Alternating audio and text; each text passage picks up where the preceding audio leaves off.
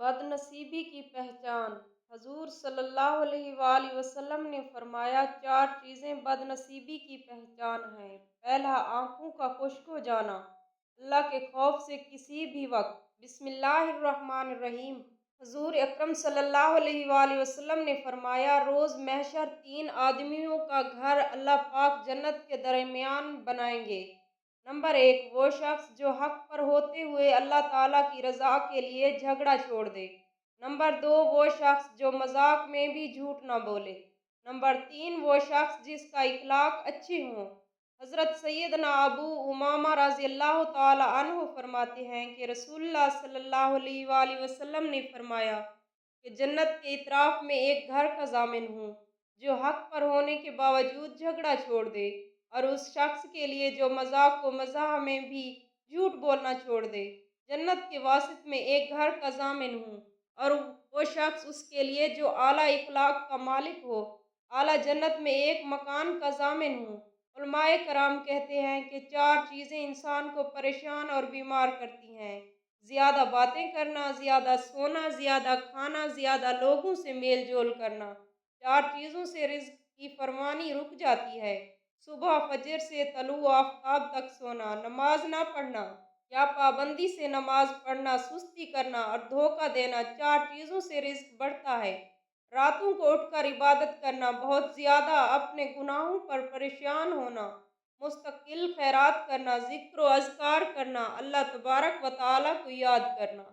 चार चीज़ों से चेहरे की रौनक ख़त्म हो जाती है और खुशियाँ चली जाती हैं। नंबर एक, झूठ बोलना। नंबर दो, इज़्ज़त न करना या किसी गलत चीज़ पर भी इसरार करना। नंबर तीन, बगैर मालूमात और बगैर समझते हुए बहस करना।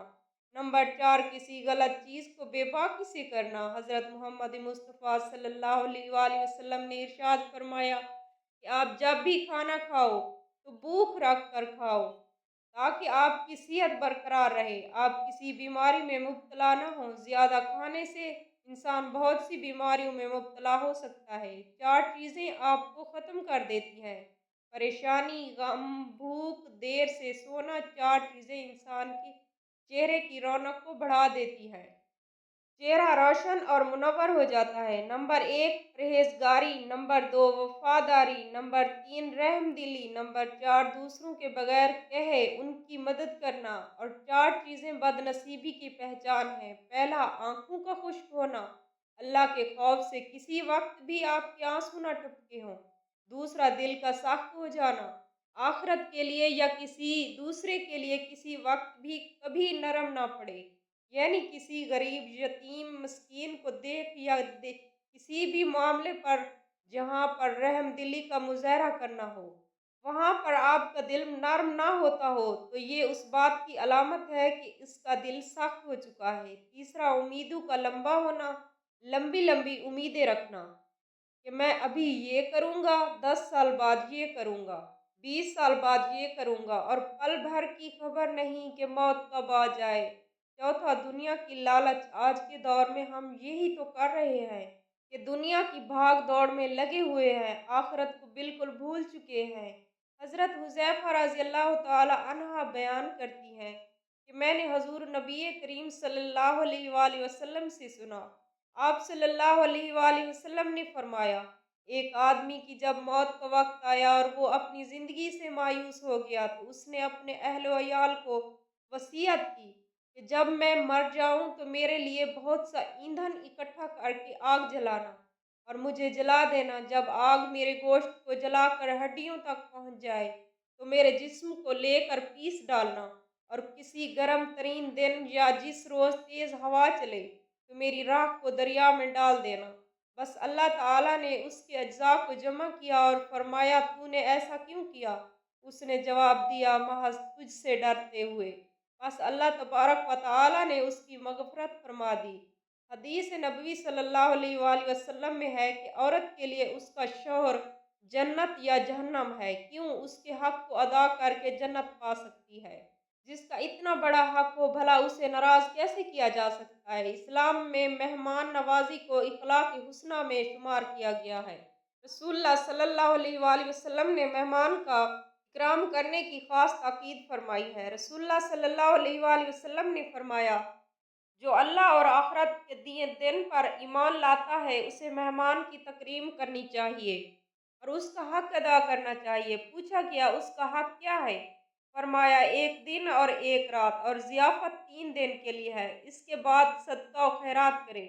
حضرت ابو ہریرہ رضی اللہ تعالی عنہ نبی کریم صلی اللہ علیہ وآلہ وسلم سے روایت کرتے ہیں کہ آپ صلی اللہ علیہ وآلہ وسلم نے فرمایا، یہ مشہور حدیث ہے جس میں ان 7 خوش نصیب حضرات کا ذکر کیا گیا ہے جو قیامت کے سائے میں ہوں گے۔ کسی بھی خاندان کا سربراہ، گھر کا سربراہ مرد، گھر کی خاتون سربراہ، اور ان میں سے ہر ایک کا جو حق بنتا ہو، خواہ شریعت کے اعتبار سے یا قانون کے اعتبار سے، خواہ اخلاقی اعتبار سے، وہ حق اسے پورا پورا دیا جائے اور دلوایا جائے۔ ایک گھر میں رہنے والے افراد میں کوئی بوڑھا ہوتا ہے، کوئی جوان، کوئی صحت مند ہوتا ہے، کوئی مریض ہے، کوئی سکول میں کوئی دودھ پیتا بچہ ہوتا ہے، کوئی اپاہج معذور ہوتا ہے، کوئی کمانے اور محنت کرنے والا۔ ان سب میں مساوات کیسے ممکن ہے؟ ہاں، ان سب کے ساتھ انصاف کرنا بہرحال ضروری اور لازم ہے۔ نمبر 2، وہ نوجوان جو اپنے رب کی عبادت میں پروان چڑھا۔ فارسی زبان میں مشہور ہے، در جوانی توبہ کردم شیوائے پیغمبری، یعنی جوانی میں توبہ کرنا پیغمبروں کا طریقہ ہے۔ بڑھاپے میں جب کہ گناہ کی نہ ہمت رہتی ہے نہ حوصلہ، اس وقت تو اکثر لوگ توبہ کر لیتے ہیں اور یہ بھی ان پر اللہ تعالیٰ کا کرم ہوتا ہے کہ کم از کم ان کا خاتمہ بالخیر ہو جاتا ہے۔ لیکن اصل درجہ ان نوجوانوں کا ہے جو جوانی میں پاکیزہ زندگی گزارتے ہیں، حسن و اخلاق کے ساتھ محنت مشقت کی زندگی گزارتے ہیں، اللہ تعالیٰ کی عبادت اس کے ذکر و فکر میں کم نہیں کرتے اور قبر کے کنارے تک ایمان اور اعمال صالحہ کو مضبوطی سے تھامے رکھتے ہیں۔ یہ وہ لوگ ہیں جو میدان محشر میں اللہ تعالیٰ کی خاص رحمت کے سائے میں ہوں گے۔ نمبر 3، وہ نمازی جس کا دل مسجد میں اٹکا ہوا ہو، یعنی اس کی زندگی میں نماز کو مرکزی اہمیت حاصل ہو، کیونکہ نماز دین کا ستون ہے۔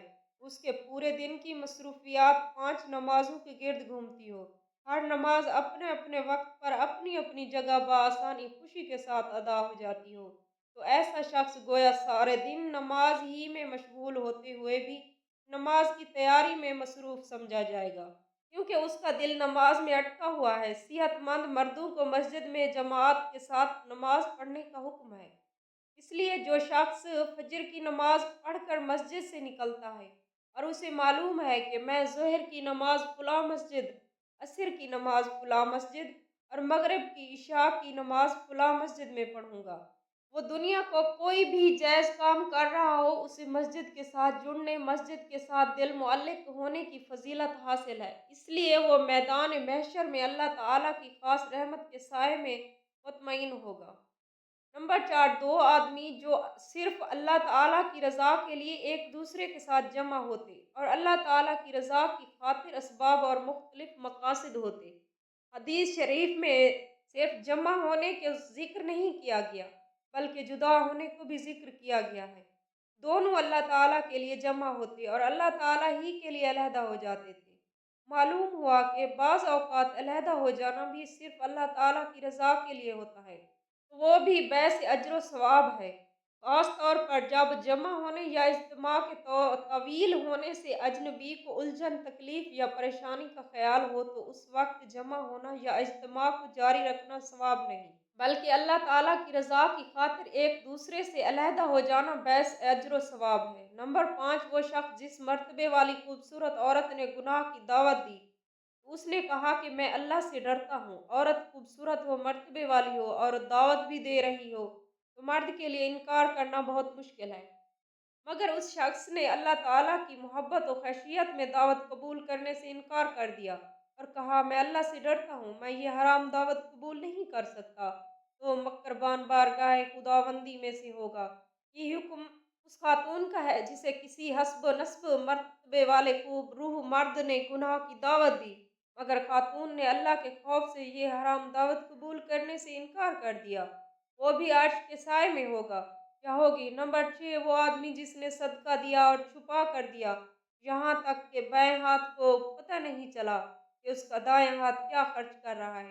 فرض کرو، فرض زکوٰۃ، فرض روزہ ظاہر کرنے میں کوئی حرج نہیں، بلکہ بہتر ہے، اس لیے فرض نماز مسجد میں باجماعت قریب کے لوگوں کو علم ہوتا ہے، لہٰذا فرائض کا اظہار ناپسندیدہ نہیں ہے، بلکہ فرائض کی ادائیگی مسلمان کے لیے اسلام کے علامت ہے۔ البتہ نفلی نماز، نفلی روزہ اور خاص طور پر نفلی صدقہ لوگوں کے سامنے خود ظاہر کرنا ناپسندیدہ عمل ہے۔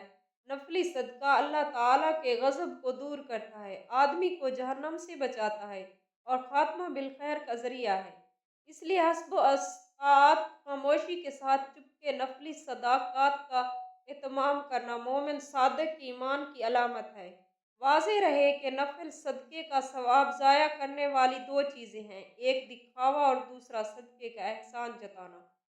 قرآن مجید میں ارشاد ہے، اے ایمان والو، اپنے صدقات احسان جتا کر اور تکلیف پہنچا کر ضائع مت کرو، جسے وہ شخص جو اپنا مال لوگوں کو دکھانے کے لیے خرچ کرتا ہے۔ لہٰذا نفلی صدقہ دیتے وقت اپنے آپ کو ان دو خرابیوں سے بچانا نہایت ضروری ہے، ایک یہ کہ صدقے کا اظہار اور دکھاوا نہ ہو، دوسرا صدقہ دے کر اسے جتایا نہ جائے، بلکہ نیکی کر دریا میں ڈال کے محاورے کے مطابق صدقہ دے کر بالکل بھول جاؤ، کیونکہ آپ کا پروردگار اللہ تعالیٰ جس کی رضا کی خاطر آپ نے صدقہ دیا وہ نہ بھولتا ہے نہ فراموش کرتا ہے، لہٰذا آپ کو اپنا صدقہ یاد رکھنے کی کوئی ضرورت نہیں ہے۔ نمبر 7، وہ آدمی جس نے تنہائی میں اللہ کو یاد کیا، اس کی آنکھوں سے خوف خدا کے باعث آنسو بہنے لگے۔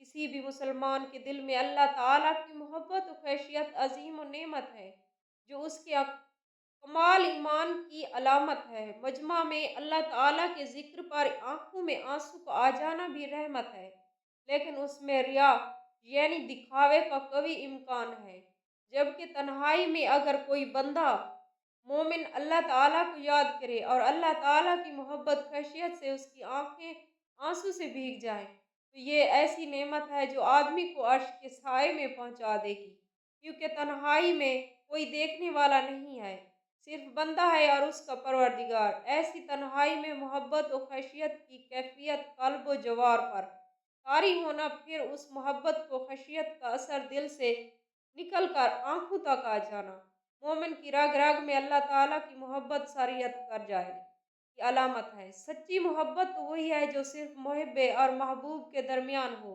نہ ہو کہ ممبروں، محراب اور سڑکوں بازاروں میں اس کا اظہار کیا جا رہا ہو۔ اللہ تعالیٰ ہمیں دین کی مکمل سمجھ نصیب فرمائے اور ہمارا خاتمہ ایمان پر فرمائے، اور ہمارے فلسطینی مسلمان بہن بھائیوں کو اللہ تعالیٰ اپنے حفظ و امان میں رکھے اور انہیں علیحدہ سلطنت نصیب عطا